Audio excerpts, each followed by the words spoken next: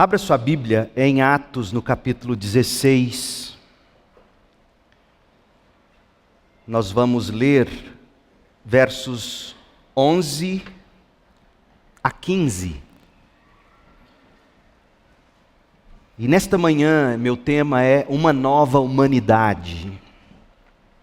Uma nova humanidade. Atos 16, de 11 a 15. Lucas escreve assim: embarcamos em Troade e navegamos diretamente para a ilha de Samotrácia. E no dia seguinte chegamos a Neápolis. Dali alcançamos Filipos, cidade importante dessa região da Macedônia e colônia romana, e ali permanecemos vários dias. Esta é a palavra do Senhor. Gente, seguindo na contramão do mundo em que as pessoas caminham aceleradas, fatigadas, as pessoas caminham com a cabeça curvada, detendo seus olhos na tela de smartphones, andam tanto assim que vira e mexe, você vê gente tropeçando na rua porque não tira os olhos do celular, atravessa a rua olhando no celular. Num mundo em que o ser humano, desde pequenininho, só pensa no aqui e agora, na gratificação imediata, no prazer instantâneo. Na contramão deste mundo, de repente, uma ou outra pessoa se destaca fazendo perguntas do tipo: que mundo deixaremos para os nossos filhos? Que planeta deixaremos para as futuras gerações? Honestamente, você sabe dar respostas a isso? Você pensa sobre essas coisas? Que mundo deixaremos para os filhos? Que planeta deixaremos para as próximas gerações? Veja, alguns de vocês, por favor, não me julguem mal. Outros, de igual modo, não se empolguem pensando: opa, finalmente uma pauta relevante, uma pauta social. Não se preocupe, tampouco se empolgue, porque eu não subo a este púlpito com qualquer agenda ideológica, seja ela verde, seja ela vermelha, seja ela a cor do arco-íris e outros tantos tons, ou mesmo verde-amarela. Essa não é minha bandeira. Eu me apresento a vocês com a Bíblia Sagrada, aliás, capa preta, páginas brancas. É com a palavra de Deus que eu me dirijo aos irmãos e amigos. Então, por favor, pensem comigo. Que mundo deixaremos para os nossos filhos? Que planeta deixaremos para as futuras gerações? Se você não pensar nessas coisas, se nós não refletirmos biblicamente sobre essas questões, outras pessoas darão respostas sobre o amanhã. Outras pessoas responderão por mim, por você, por nossos filhos, netos e próximas gerações. Elas podem não deixar transparecer, mas as pessoas lá no fundo, elas estão sim preocupadas com as questões metafísicas da existência. Lá no fundo, as pessoas não estão preocupadas apenas no aqui e agora. As pessoas estão preocupadas sobre como são ou poderão ser afetadas a vida delas e o dia a dia delas. Por exemplo, em abril de 2015, palestrando em um colégio de classe AA de São Paulo, no Morumbi, bairro nobre da capital, o filósofo e professor Mário Sérgio Cortella, ele arrematou dizendo: e se o assunto ética atraiu mais de 600 pais de classe AA para uma palestra no Colégio Porto Seguro? Se o tema ética atraiu tantos pais assim, é sinal de que não queremos perder a oportunidade de ter uma vida decente, fecha aspas. Cortella teve razão para se impressionar com os números. Na palestra dele, Por um País Mais Ético, Cortella disse acreditar que a mudança do mundo depende da forma que educamos nossos filhos. Foi neste tom que ele iniciou a discussão a respeito de valores éticos, que para ele os pais precisam ensinar com urgência a seus filhos. Eis a frase de Cortella: o mundo que vamos deixar para os nossos filhos depende dos filhos que vamos deixar para este mundo. Ganhou muito para dizer isso. Meu Deus do céu, por que não me chamou? É uma frase de efeito, eu sei que é. Mas é uma frase que carrega um conceito, que vira e mexe, acha-se muito mais completo e bem elaborado nas páginas do Novo Testamento, que é o conceito do discipulado cristão. Tanto melhor será o mundo, quanto mais o Evangelho de Jesus Cristo penetrar com salvação e santificação no coração e na cultura das pessoas. Quer ver uma coisa? Observe atenciosamente a linguagem praticamente discipular do professor Cortella. Mas preste atenção, porque por mais bem intencionada e de algum modo verdadeira que seja, a afirmativa de Cortella está absolutamente retida de qualquer poder para causar a menor transformação, ficando apenas num belíssimo patamar de frase de efeito. Disse assim o professor e filósofo do momento. Presta atenção nas palavras dele. Se não são palavras discipulares, relativo a discipulado. Ele diz assim, abre aspas, é preciso, olha o verbo, formar pessoas na vida que entendam, pessoas que entendam, que ser decente não traz todas as vantagens que quem não é decente obtém imediatamente, mas que traz muitas outras que persistem no tempo e que o indecente não conquista. Fecha aspas. Opa, alto lá. Sim, eu sei, a proposta é boa, muito boa. Eu diria até que tem um fundo cristão. A mensagem do negar a si mesmo por um bem maior.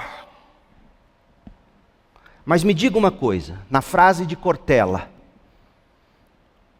onde está mesmo nas palavras dele o fundamento ou o conteúdo para palavras dele, formação do entendimento? Onde estão? Outra coisa, Cortella, como que se define o decente? Como que se define o indecente? Outra coisa, Cortella, quais são as muitas outras vantagens que persistem no tempo, caso o decente faça o que é certo? E mais importante, Cortella, onde está o poder para a autonegação do prazer imediato que o indecente tanto busca? Porque ninguém nega um bem a si mesmo se não for por um bem maior. Onde está o poder para a autonegação?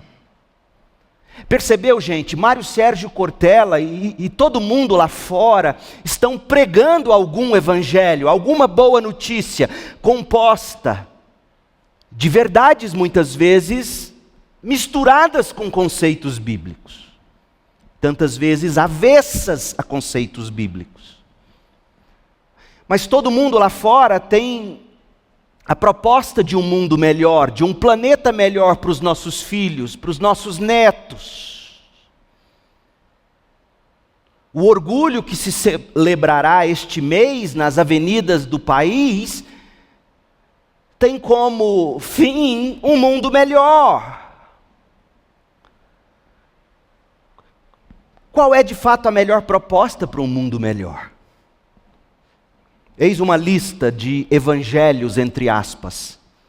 Uma lista a qual não está propositadamente em ordem cronológica. Eu coloquei assim porque eu quero que você veja o que minha avó chamava de balaio de gatos.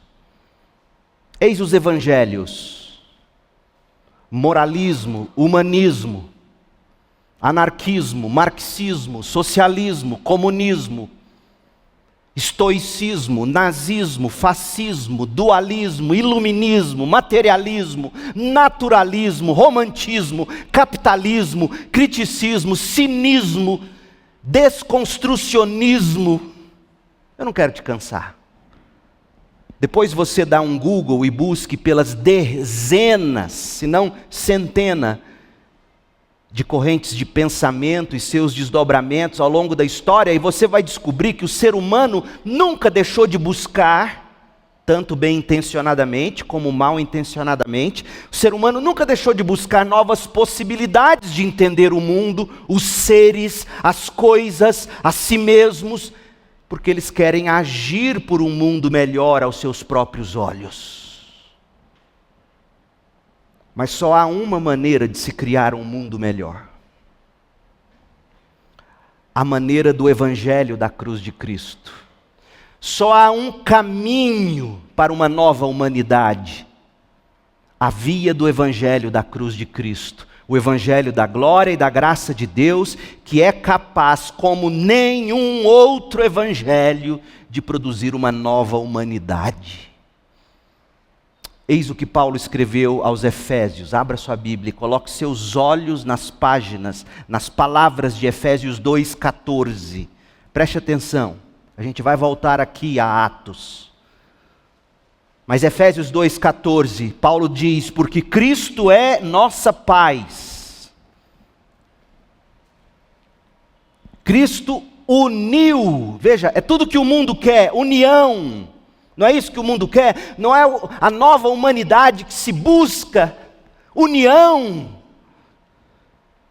Cristo é paz, Ele une judeus e gentios em um só povo, a igreja. Ao derrubar o muro de inimizade que nos separava. Qual muro, Paulo? Qual muro que separava judeus e gentios? Ele explica no verso 15.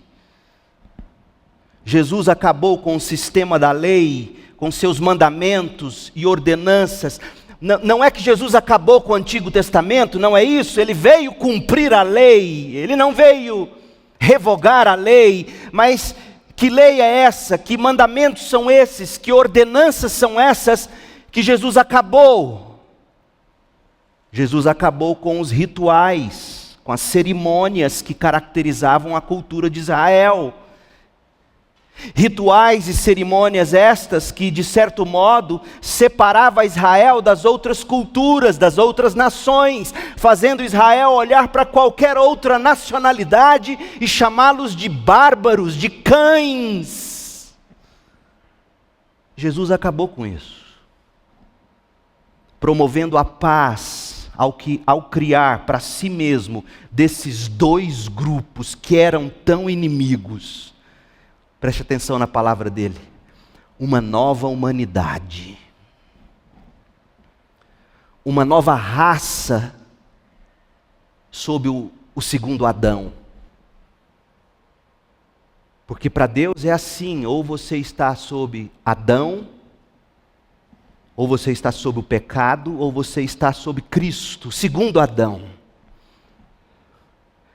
E olha o verso 16, como Paulo arremata essa ideia. Assim, Cristo os reconciliou com Deus, em um só corpo, a igreja, por meio de sua morte na cruz, eliminando a inimizade que havia entre eles. Meu povo, ouça, o mundo melhor que todos buscamos, só será possível no novo céu e na nova terra, a nova Jerusalém, a qual descerá do alto, da parte de Deus, como uma noiva belamente vestida para o seu Cristo. Apocalipse 21, de 1 a 2.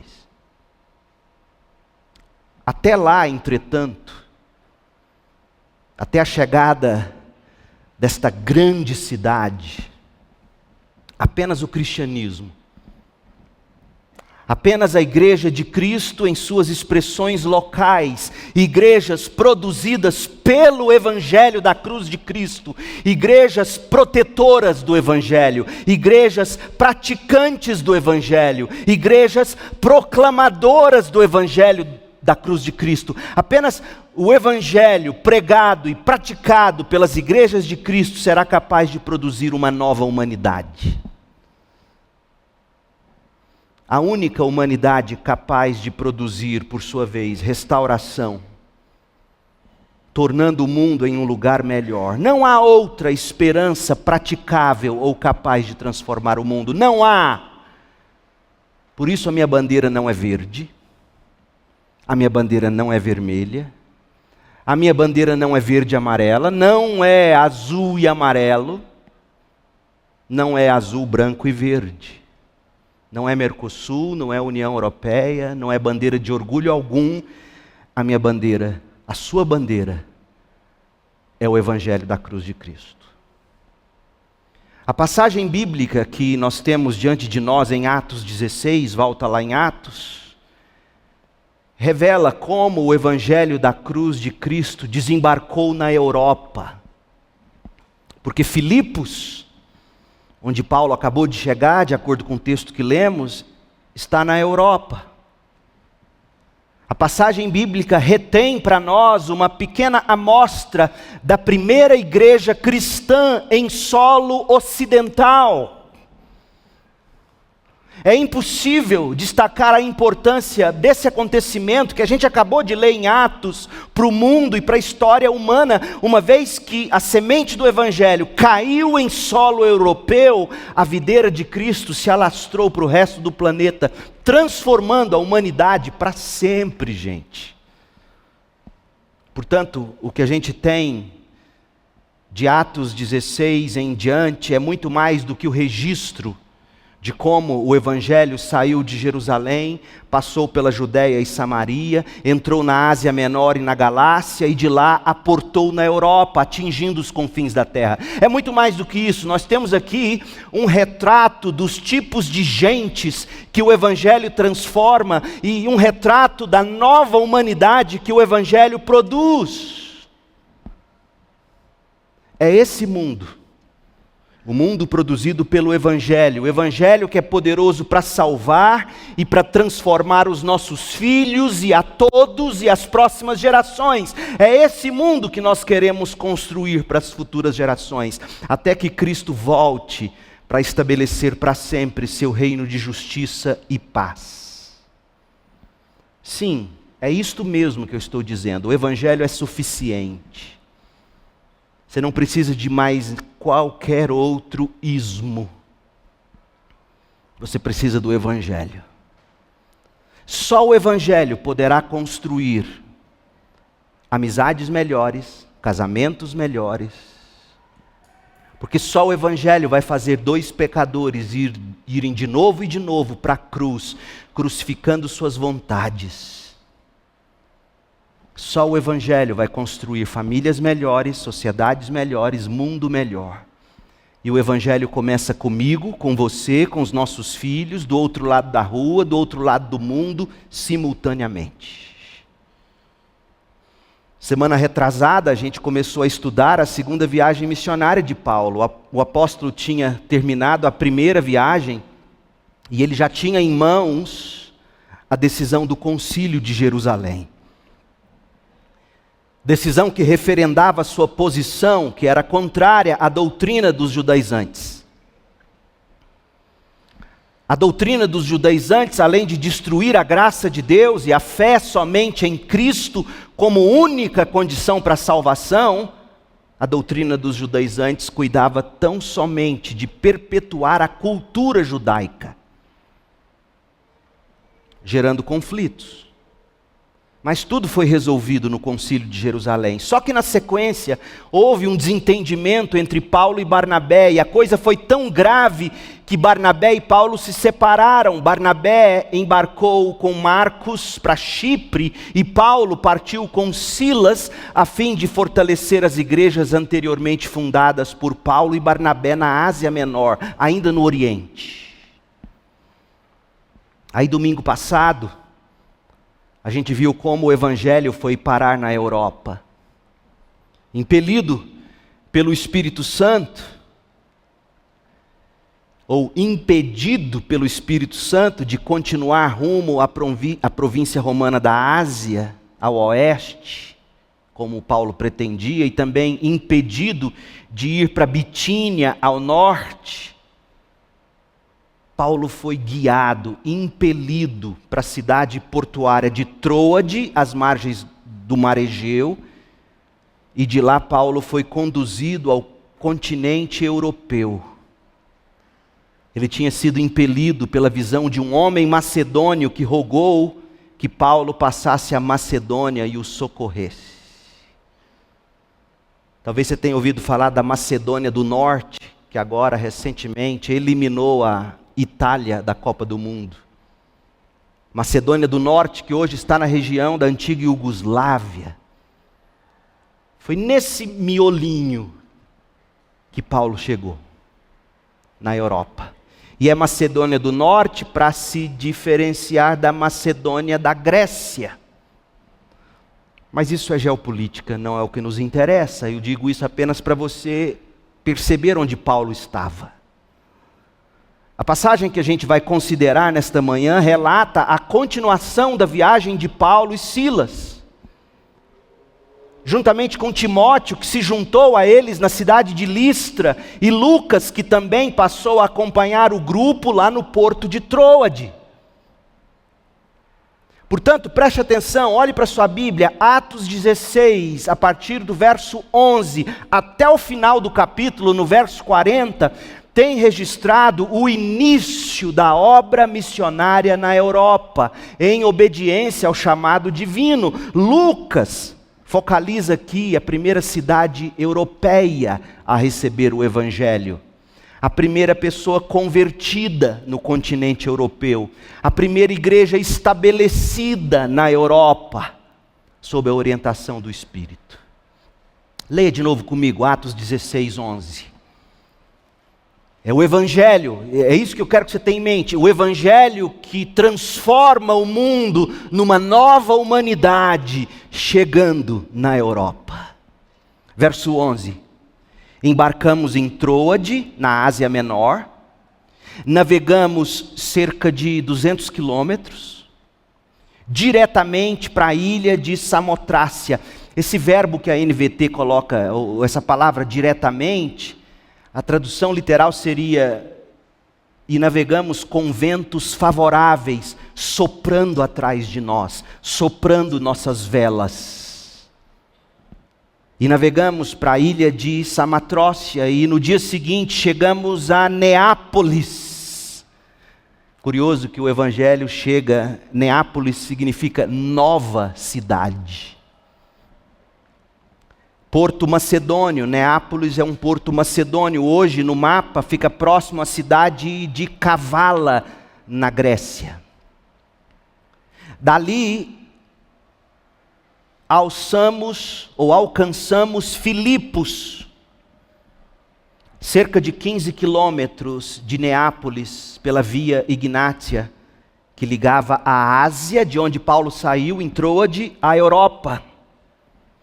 E Lucas chama essa cidade de Filipos de uma cidade importante, porque Lucas era de lá. Filipos não era a capital da Macedônia, a capital da Macedônia era Anfípolis. Mas para Lucas essa era uma cidade importante da região, como eu vou sair dizendo no mundo inteiro que Goiânia é a cidade mais importante do Brasil. Eu sou goiano. Colônia romana, e ali permanecemos vários dias. Gente, Filipos, enquanto cidade, ela não existe mais hoje. Filipos foi inscrita como Patrimônio Mundial da Unesco em 2016. Sabe por quê? Abre aspas, eis o que a Unesco escreveu. Para construir um testemunho excepcional do início do estabelecimento do cristianismo na Europa. Você tem noção do que Paulo está fazendo aqui? A Unesco, em 2016. Admitindo, Filipos foi o berço do cristianismo na Europa. Não existe mais, mas está localizada na Grécia, próxima à cidade de Kavala, além de, à época, ser o portão de entrada para a Europa, para quem vinha da Ásia Menor. Havia lá minas de ouro na cidade e uma famosa escola de medicina. Chegando a Filipos, é possível que Paulo e os colaboradores tenham anunciado o evangelho a alguns habitantes ou a alguém de Filipos antes da evangelização de Lídia, porque a gente lê no verso 12, leia aí, que eles ficaram em Filipos, permaneceram lá vários dias antes do relato da conversão de Lídia às margens do rio. Mas nada é dito sobre as atividades evangelísticas do grupo. Talvez, eu imagino, eles investiram aquele tempo conhecendo a cidade e orando pelo início do trabalho. Ao que parece, gente, não havia uma população judaica significativa em Filipos. Como que a gente sabe disso? Porque não tinha uma sinagoga em Filipos. Para se estabelecer uma sinagoga era necessário ter pelo menos 10 homens, chefes de família. Paulo então procura por sinagoga e não encontra, não havia chefes de família o bastante para formar uma sinagoga. Então Paulo e seus colaboradores seguiram às margens ou para as margens do rio Gangites, onde parecia para Paulo ser o local que as pessoas, quando não tinha sinagoga, elas se reuniam para orar às margens de um rio. Como não tinha 10 homens para fundar uma sinagoga, eles faziam suas reuniões de oração às margens de um rio, porque era assim o que se dizia entre os judeus: o estudo da lei e as sessões públicas de adoração, quando não na sinagoga, deveriam ocorrer, entre aspas, em áreas limpas, sendo a margem de algum rio um local bastante apropriado. E por que as margens de um rio? Porque talvez em memória, Sinclair Ferguson diz que talvez em memória aos dias de exílio na Babilônia, quando o povo de Deus se reunia às margens dos rios da Babilônia, Salmo 137, Ezequiel 1, de 1 a 3. E por que eles devem ter se reunido às margens dos rios da Babilônia? O Mateus, no Refugiado, sexta-feira, me trouxe a atenção que ele leu de John MacArthur. Talvez porque os judeus levavam a sério o Salmo 1, que fala de ter a vida plantado junto a ribeiros de águas. A primeira conversão na Europa, portanto, ela não aconteceu como resultado da proclamação do Evangelho numa sinagoga. Não foi numa praça ou em uma das ruas ou prédios de Filipos.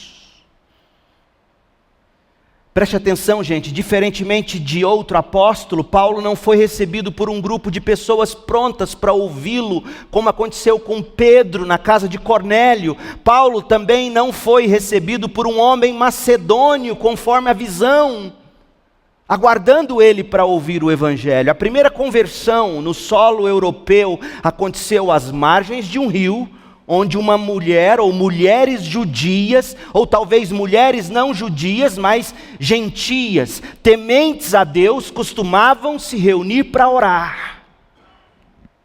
Leia comigo a partir do verso 13. No sábado, depois de vários dias pela cidade, verso 12, orando, conhecendo, procurando sinagoga, etc. Depois de vários dias, no sábado, saímos da cidade de Filipos e fomos à margem do rio, onde esperávamos encontrar um lugar de oração. Ele conhecia a sua tradição. Sentamo-nos e começamos a conversar com algumas mulheres ali reunidas. Uma delas era uma mulher temente a Deus, chamada Lídia, da cidade de Tiatira, comerciante de tecido de púrpura. Parênteses, Lídia era literalmente a dona da Louis Vuitton dos dias dela. Essa púrpura era feita de um extrato extraído de um molusco, coisa rara e cara. Enquanto Lídia nos ouvia, o Senhor lhe abriu o coração. E ela aceitou aquilo que Paulo estava dizendo. Foi batizada junto com sua família. A NVT chutou o balde aqui, porque a palavra grega é oikos, é casa, não é família, casa. Foi batizado junto com sua casa e pediu que nos hospedássemos em sua casa, oikos. Aqui a NVT traduziu certo. Eu tendo a pensar que a influência presbiteriana seriamente influenciou essa tradução. Porque oikos é casa, e casa não significa necessariamente a sua família, significa todos que estão debaixo do seu governo. Foi batizada junto com sua casa e pediu que nos hospedássemos em sua casa. Se concordam que creio de fato no Senhor, foi isso que ela ouviu quando Deus abriu o coração dela, enquanto Paulo pregava. Paulo pregou do senhorio absoluto de Cristo. Se concordam que creio de fato no Senhor, venham ficar em minha oikos, em minha casa, disse ela, e insistiu até que aceitássemos. Nós só vamos ler até aqui hoje. Mas eu quero que vocês notem algumas coisas. Primeira, a conversão, a primeira da Europa, não foi de um homem macedônio, conforme a visão. A primeira conversão foi de uma mulher asiática. Preste atenção nisso. Natural da cidade de Tiatira, na Ásia Menor, conforme essa igreja de Tiatira é citada por Jesus em Apocalipse 2, de 18 a 29. A primeira conversão foi de uma mulher asiática, não foi a de um homem macedônio. Por que eu digo isso? Porque tivesse Paulo insistido, e talvez ele insistiu durante aqueles vários dias do verso 12, se Paulo tivesse insistido em achar o tal homem macedônio, sem perder tempo, como a gente leu de maneira linda, você imagina Paulo, o grande apóstolo, a gente leu isso no verso 13, se ele tivesse considerado perda de tempo sentar e conversar com mulheres de oração às margens do rio, porque foi isso que ele fez. Leia aí no verso 13, ele sentou, ele conversou.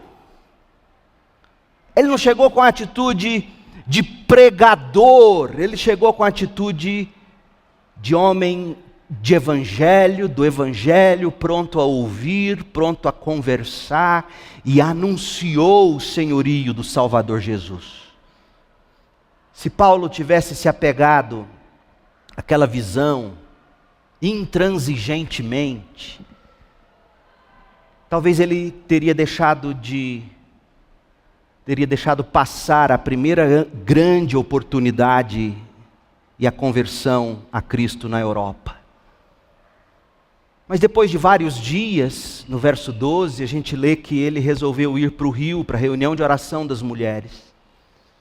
Lá ele se assentou, lá ele conversou, e o resultado que foi na casa de Lídia, que a primeira igreja na Europa passou a se reunir para cultuar Jesus Cristo. Duas outras mulheres que também devem ter se convertido naqueles mesmos dias, são as mulheres de quem Paulo fala em Filipenses 4, versos 2 e 3, a Evódia e a Sintique. Essas duas, juntamente com Lídia, devem ter trabalhado muito pelo Evangelho ao lado de Paulo. Além de Epafrodito foi quem levou uma oferta da igreja de Filipos para Paulo, igreja pobre, ensinando que os pobres também são generosos e ofertam. Às vezes os pobres são quem ofertam mais do que os ricos, se levássemos em conta a proporção do que os ricos ganham.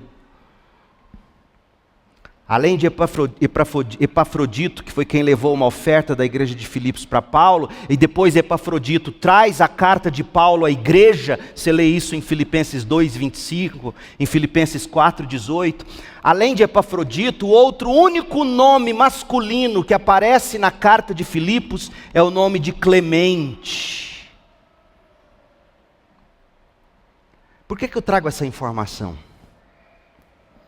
Porque se a primeira convertida foi Lídia, se a primeira casa que recebeu a igreja de Filipos foi a de Lídia, se as duas mulheres mais trabalhadoras da igreja foram Síntique e Evódia, de tão influentes que eram, que Paulo pede para Císimo, ou Císigo, porque você vai falar de alguém que era um fiel colaborador, Filipenses 4, de 1 a 3.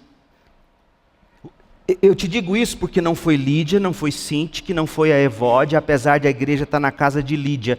Não foi uma mulher a primeira pastora da igreja. Ô meu povo, e se houvesse base bíblica para pastora, você acha que Paulo não teria consagrado Lídia? Ou Síntique, ou Evódia?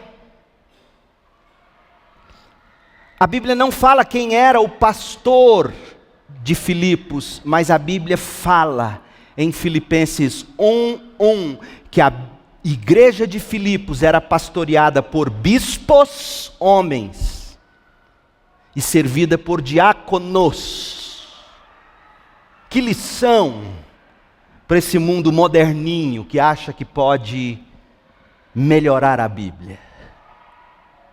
Não foi uma mulher a primeira pastora, foram homens, presbíteros, bispos, pastores.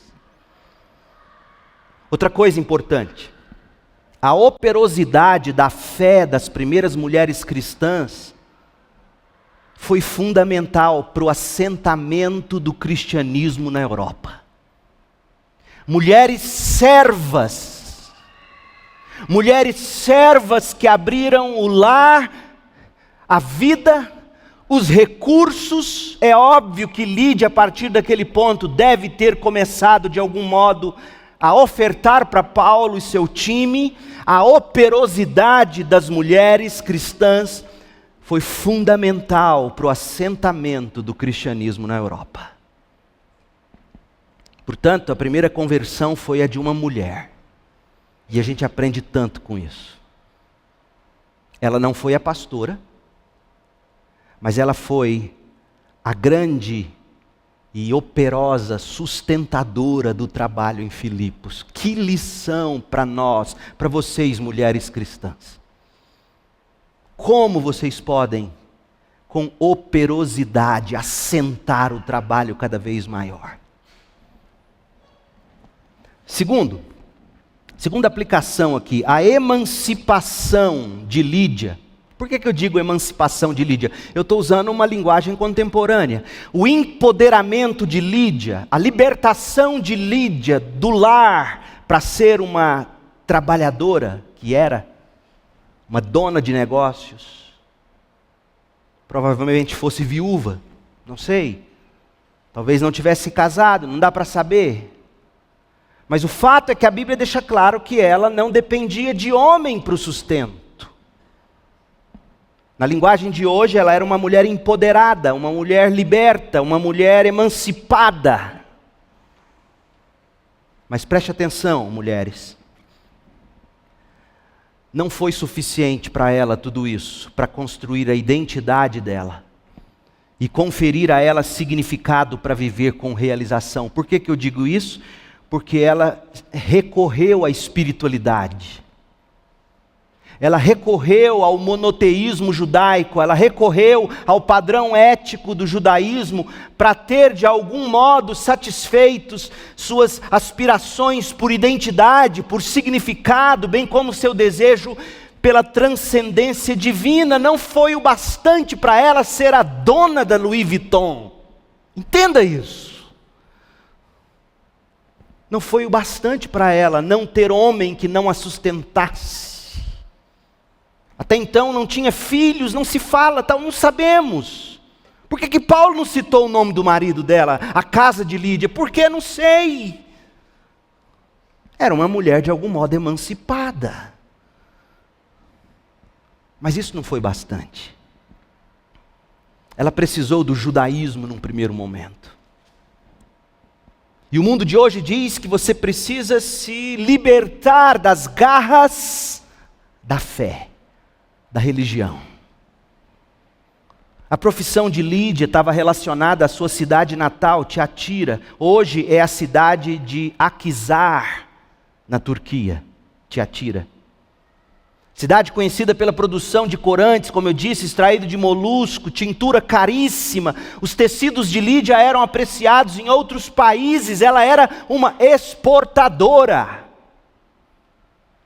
Ela sai da Ásia Menor, ela vai para a Europa e os seus tecidos chegaram a Roma. Suas roupas caras. Havia inclusive, o negócio era tão rentável que havia na cidade de Tiatira uma espécie de sindicato ou de associação dos tintureiros. Mas note, a emancipação de Lídia para o trabalho não lhe foi o bastante. Você, mulher, não será realizada se apenas crer que se trabalhar fora, tiver sua profissão, não precisar de ninguém para te sustentar. Não é isso que vai te dar significado? Pergunte a Lídia. O que ela estava fazendo numa reunião de oração? Responda para mim. Não caia na mentira do mundo contemporâneo. Não caia na mentira do feminismo. Não é o seu empoderamento, conforme definido pelas diversas correntes do feminismo, que vai te trazer realização. E note de novo, Lídia não se tornou a pastora, nem a Sintique, nem a Evódia.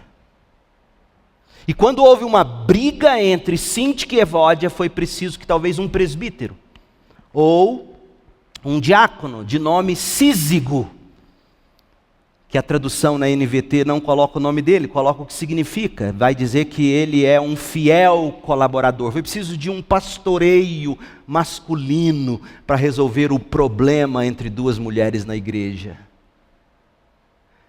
É por isso que o pastor Leandro não crê que seja bíblico o pastorado feminino. E é por isso que o pastor Leandro crê que as mulheres têm um papel indispensável para o assentamento do evangelho, como Lídia, Sintique, Evódia e as demais mulheres demonstram aqui nesse texto. Mas, meu povo, o foco dessa passagem não está na primeira conversão da mulher Lídia, não está na emancipação que não era suficiente da mulher Lídia. O foco dessa passagem está na conversão de Lídia à fé. A conversão dela à fé cristã pela ação soberana de Deus, mediante a palavra de Deus e o Espírito de Deus. Porque a Bíblia diz que ela era uma mulher temente a Deus. Ela era uma mulher temente a Deus, mas deixa eu te dizer uma coisa. Não é suficiente ser temente a Deus, é necessário ser crente em Jesus Cristo. Vou repetir. Lídia era uma mulher temente a Deus, mas não é suficiente temer a Deus. Não se conhece a Deus senão por Jesus Cristo. É necessário ser crente. E olha como Lídia se torna crente. Ponha seus olhos e leia, verso 14. Uma delas, das mulheres que se reuniam para orar, uma delas era uma mulher temente a Deus. Tem muita gente boa temente a Deus que não é crente. E meninas, não é com esse menino temente a Deus sem Cristo que você deve casar. E meninas, ou meninos, não é com essa mulher temente a Deus que você tem que casar. É com alguém crente em Jesus Cristo. Mas vamos lá. Uma delas era uma mulher temente a Deus, chamada Lídia, da cidade de Tiatira, comerciante de tecido de púrpura, enquanto ela nos ouvia, olha como se dá a conversão. Enquanto ela nos ouvia, ouvia a palavra, ouvia o evangelho, o Senhor lhe abriu o coração. Veja, não é porque ela aceitou aquilo que Paulo estava dizendo que Deus abriu o coração dela. Ela só aceitou aquilo que Paulo estava dizendo porque o Senhor primeiro abriu o coração dela. Em última instância, não é a vontade de Lídia que é decisiva na conversão, é a vontade de quem? Não tem medo de dizer não, crente. É a vontade de quem? De Deus. Deus abre o coração e então você aceita o que está sendo dito. Ela foi batizada junto com sua casa, com seu oikós. O que era um oikós? John MacArthur vai dizer que um oikós ou casa são todos quantos estão sob os seus cuidados, seus servos, talvez familiares, aptos para crer em Jesus e confessá-lo como Senhor e Salvador. O padrão de Atos dos Apóstolos é: creia e seja batizado. E olha no que essa mulher se tornou. Imediatamente ela pediu que nos hospedássemos em seu oikós, em sua casa. Hospitalidade, crente. Uma marca de um crente, hospitalidade, abrir o coração, abrir a casa, abrir o bolso. Ô crente. E ela diz: se concordam que creio de fato no Senhor, foi essa mensagem que ela ouviu, ela creu no Kyrios, no Senhor Jesus Cristo. Se concordam que creio de fato no Senhor, venham ficar em minha casa, disse ela, e insistiu até que aceitamos. Esta é a ordem dos fatos da salvação, preste atenção: ouvir a palavra de Deus. A fé vem pelo ouvir. Enquanto você ouve, se aprouver ao Senhor, enquanto você ouve, Ele abre o coração. Pergunta: naquele primeiro momento, parece-nos que apenas o coração de Lídia foi aberto por Deus. Não tenha medo de crer e confessar na soberania de Deus para a salvação, porque se você é crente nesta manhã e me ouve, se você crê em Jesus como seu Senhor e Salvador, foi porque em algum momento, enquanto você ouvia a palavra de Deus, Deus abriu o seu coração e você creu e depois professou a fé pelo batismo e aceitou Jesus como Senhor e Salvador. Essa é a ordem da salvação. Professar fé pelo batismo, aplicar-se ao serviço cristão. Agora ela era uma mulher crente. E o que os crentes fazem, onde os crentes vivem na igreja local, mas não tinha igreja cristã. O que ela faz? A casa dela vira a primeira igreja batista na Europa. A casa dela. Pastor, onde eu estou não tem igreja que presta. Comece uma igreja na sua casa. Reúna com crentes e estuda a Bíblia. A casa dela virou uma igreja, porque olha como é que termina o capítulo. Olha o verso 40. Quando Paulo e Silas saíram da prisão, nós vamos estudar isso, Deus permitindo, na próxima vez que voltarmos a Atos. Quando Paulo e Silas saíram da prisão, voltaram a Lídia. Não existe a palavra casa no grego, mas a ideia é essa: voltaram a Lídia, voltaram à casa dela. Por quê? Porque ali se encontrava, ou estavam, e ali eles se encontraram com os irmãos, onde a igreja se reunia, e os encorajaram mais uma vez, e depois eles partiram.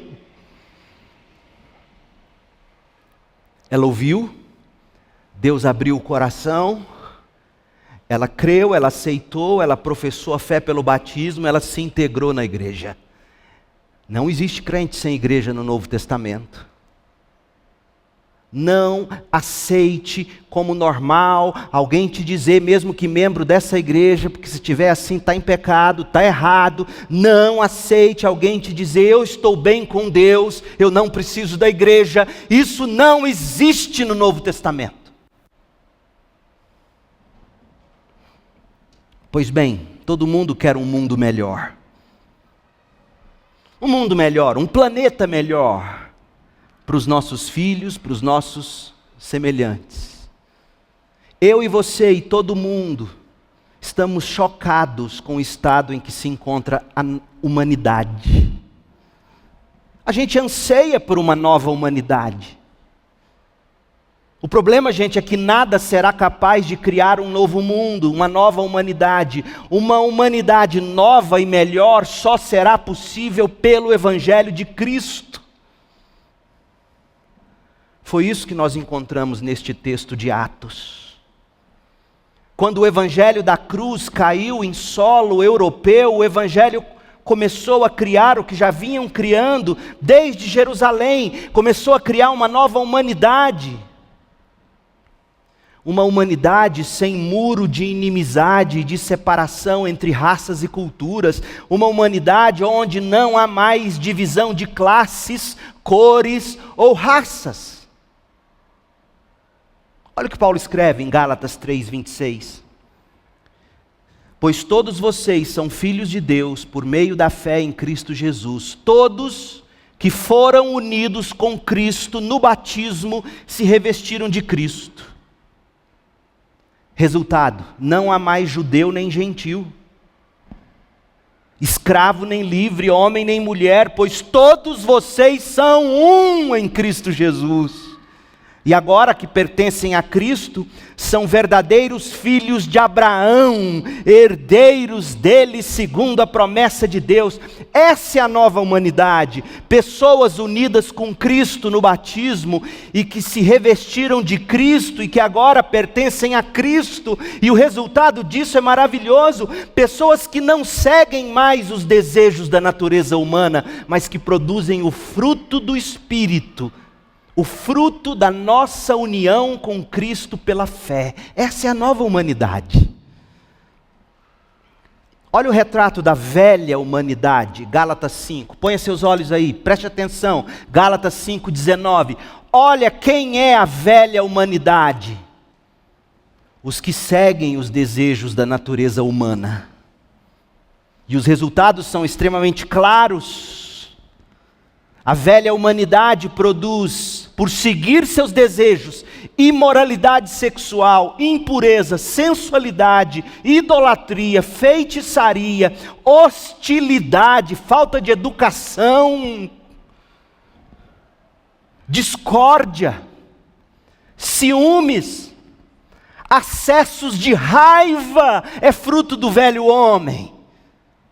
Ambições egoístas, dissensões, divisões, invejas, bebedeiras, festanças desregradas e outros pecados semelhantes. Essa é a velha humanidade. E o que é pior, repito o que disse antes, quem pratica essas coisas não herdará o reino de Deus.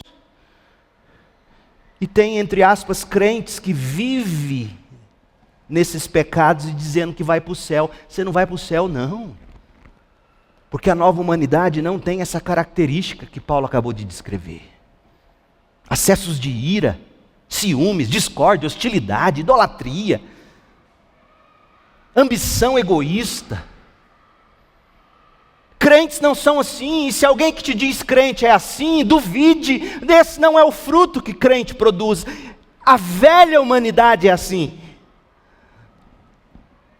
A nova humanidade, verso 22, produz o fruto do Espírito, que é amor. O amor que o mundo quer não nasce do velho homem, nasce do novo homem em Cristo. Amor, alegria, paz, paciência, amabilidade, bondade, fidelidade, mansidão, domínio próprio. Não há lei contra essas coisas. Aqueles que pertencem a Cristo crucificaram a velha humanidade, as paixões e os desejos de sua natureza humana. Uma vez que vivemos pelo Espírito, sigamos a direção do Espírito em todas as áreas de nossa vida. Não nos tornemos orgulhosos, provocando, invejando uns aos outros. Essa é a nova humanidade, igreja. É esse mundo que a gente quer construir e deixar para os nossos filhos, para os nossos semelhantes. Um mundo que reflita Cristo, começando nas suas amizades, nos seus relacionamentos, no seu namoro, no seu noivado, no seu casamento. Oh, meu povo, se você vive deixando a velha natureza, a velha humanidade, o velho homem aflorar de você, você precisa pôr a boca no pó e gritar desesperadamente: Deus, eu me digo ser da nova humanidade, mas eu ajo como velho homem, miserável homem que sou, misericórdia de mim, abra meu coração para que a palavra penetre e o Espírito produza o perfil do novo homem. Nada disso acontece naturalmente. O exemplo de Paulo, Silas, Timóteo e Lucas nos ensina muito sobre como você pode trabalhar pela nova humanidade na medida em que você vai se tornando nova humanidade. Deixa eu pontuar para você, rápido, e a gente conclui. Primeiro, você tem que aprender a seguir a providência divina para chegar às Lídias, as quais o Senhor cuidará de abrir o coração e colocar nelas fé em Cristo. Peça que Deus todo dia, toda semana, dirija você às Lídias que precisam ouvir o Evangelho. Essa é a melhor coisa que você pode fazer para a humanidade.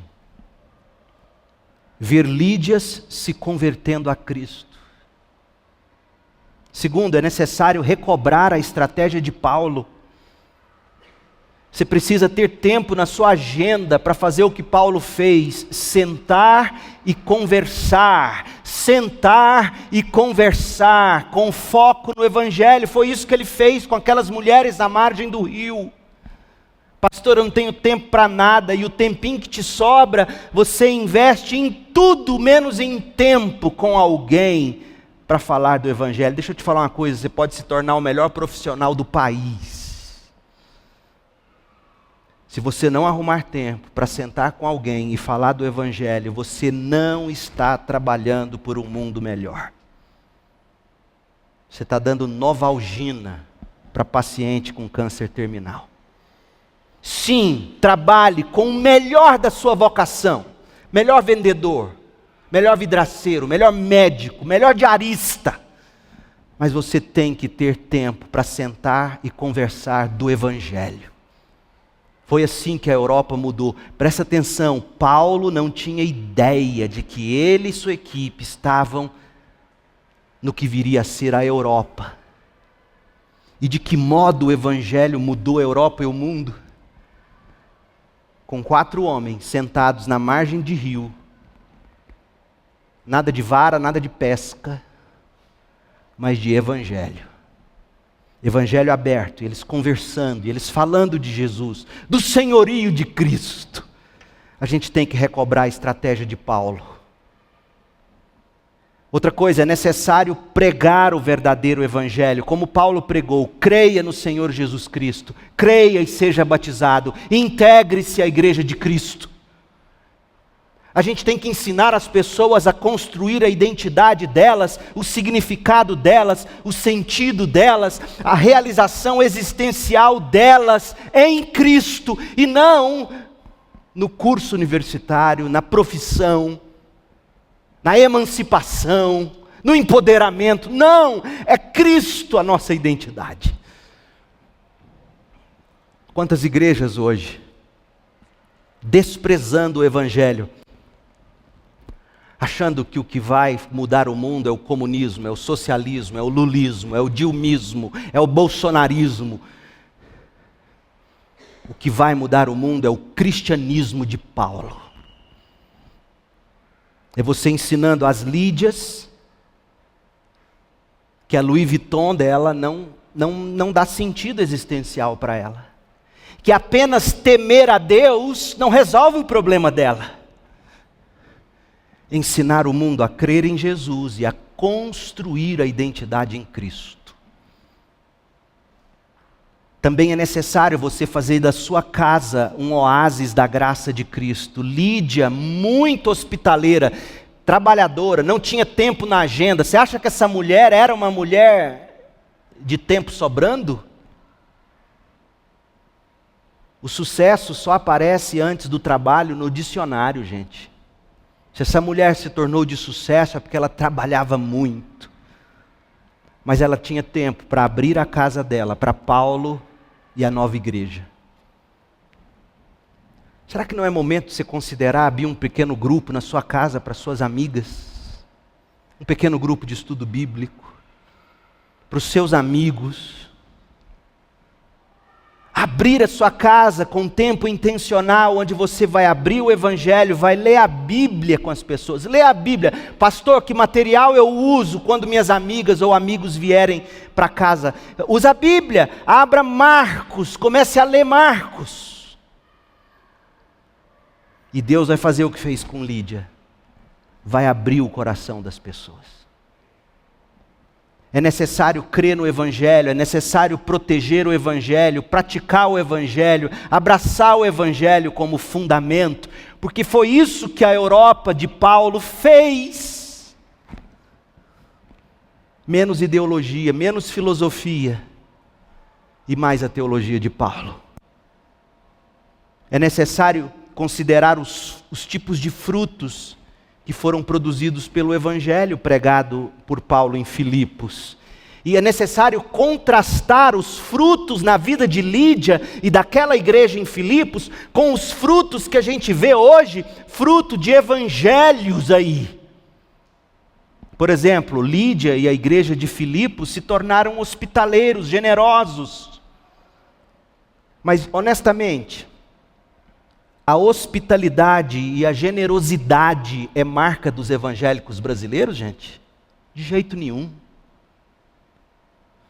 Mas Lídia e a igreja eram hospitaleiros e generosos. Pobres e generosos. A igreja evangélica brasileira ensina você a vencer na vida enquanto os pagãos quebram. Eu participei de inauguração de escritório de advocacia, onde fui convidado para levar a palavra. Quando eu terminei, um sujeito de uma seita, que ele diz evangélica, levanta e começa a orar dizendo: Senhor, que os escritórios dos ímpios fechem na região e que a tua serva prospere, blá, blá, blá, e vomitou Chupa Bala House. Gente, isso é loucura, isso não é cristianismo. Como é que você ora para o comércio do outro, que sustenta filho, criança? Esse evangelho produzido no Brasil não é o que Paulo pregou para Lídia, porque Lídia se tornou hospitaleira, generosa. Lídia e a igreja se tornaram acolhedores e discipuladores. Não é a marca dos evangélicos brasileiros, acolher e discipular. Paulo cria na suficiência do Evangelho da cruz de Cristo e pregou esse Evangelho, deu início ao cristianismo na Europa. Mas eu olho para a igreja evangélica e descubro que o Evangelho não é suficiente nas igrejas. As pessoas estão à procura de programas, achando que programa para jovem muda a vida de jovem. Você sabe quem faz programa, eu não preciso te dizer. Igreja não faz programa, a igreja não se prostitui, a igreja prega o Evangelho puro e simples. As mensagens paganizadas dos púlpitos de hoje, as mensagens centradas no homem, as mensagens humanistas, materialistas, existencialistas, mensagens cheias de ideologia, mensagens moralistas, vão produzir tudo menos uma nova humanidade. Se a gente quiser uma nova humanidade, a gente precisa retornar ao Evangelho plantado por Paulo na Europa. o Evangelho da cruz de Cristo. E precisa começar com você. Portanto, creia em Jesus. Creia no Senhor Jesus. E você será salvo. Você e a sua casa. E nascerá uma nova humanidade. Feche seus olhos e ore comigo.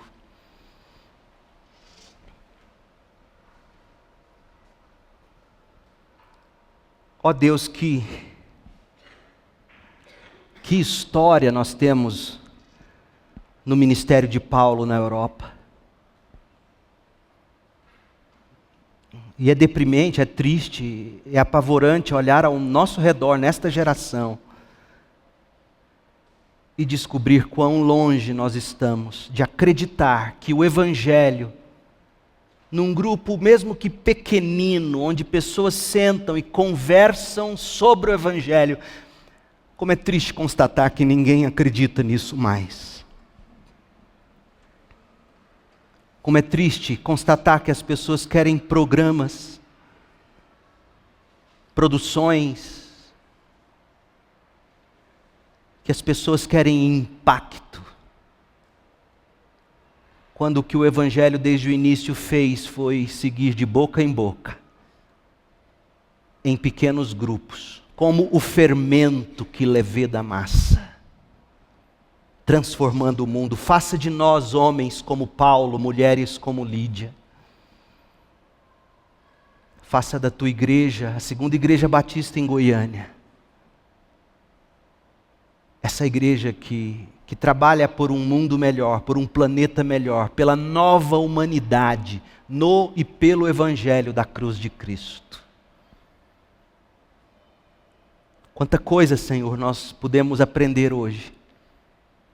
Que o Senhor mesmo faça sentido de tudo no nosso coração, mas principalmente que as pessoas que me ouviram, aqueles que ainda não tiveram o coração aberto para Jesus, que o Senhor abra agora. E faça-as crer de que o que elas precisam é de Cristo como Senhor e Salvador. E dos desdobramentos disso, na vida e nas relações. Ó Senhor, salve, coloque fé agora e faça o pecador dizer no seu coração: eu creio em Jesus e faço dele meu Senhor, meu Salvador. Que a graça de Jesus Cristo, a graça que abriu o coração de Lídia, o amor de Deus o Pai que enviou Jesus para morrer na cruz e ressuscitar por Lídia, e que a comunhão, a consolação e o poder do Espírito que abençoou Lídia estejam sobre nós aqui, hoje, sobre o teu povo espalhado pela terra, até que Jesus volte, Pai, para estabelecer definitivamente o seu reino de paz e de justiça. É no nome de Jesus que oramos. Amém e amém.